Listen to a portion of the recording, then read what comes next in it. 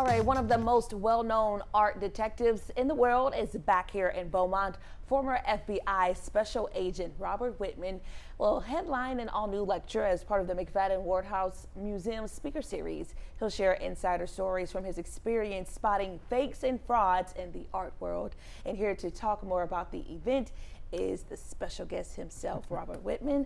Now, what brings you back to Beaumont? Because last time you really gave us an eye-opening experience about fraud when it comes to art, something people don't always think about. Well, you know, I enjoyed Beaumont so much last year, and when they invited me back again, I thought, you know, that's a great spot to go to.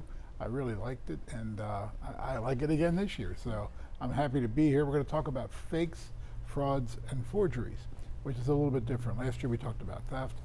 Tonight we're going to talk about these three different types of crimes and talk about cases that I worked on throughout my career.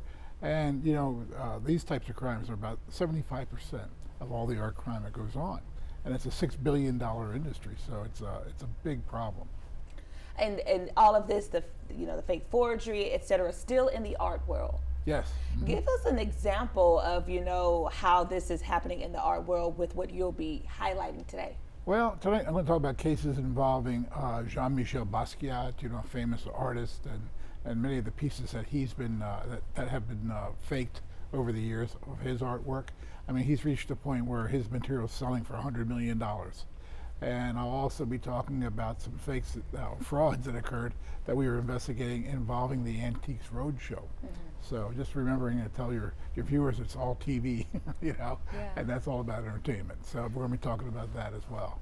So when it comes to the role you play, it's not only going to confiscate the people stealing art, but it's also finding out who created the fake art too? Correct, and often working undercover to be able to prove the elements of the different crimes. So we'll talk about that as well, as also how to be protected. How do you not be a victim of these types of frauds and forgery schemes?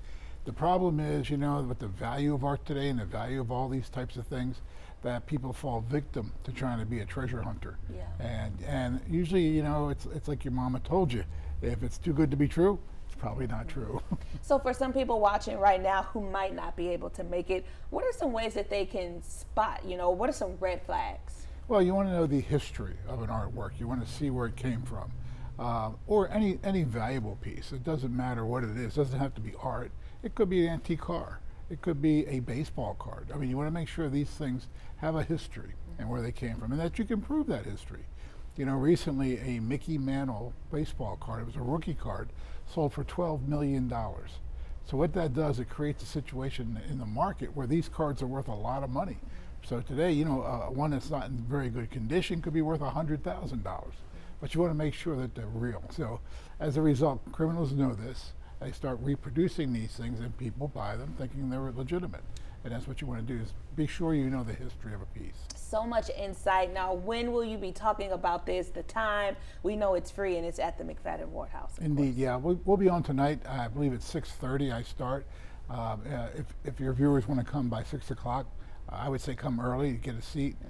I think it's going to be pretty crowded. Last time I was here, we had a sold out, basically sold out. It's free, but a sold out house. And so if they want to come at 6, come see us. We'll talk about these things and answer questions. If anybody has any questions about the material, happy to talk to them about it. Or if they want to contact me later, I'm perfectly willing to speak to them about that as well. And perfect weather for it all as well. Thank you so much for joining us this morning. Thanks, Tia. Thanks for having me. Of course.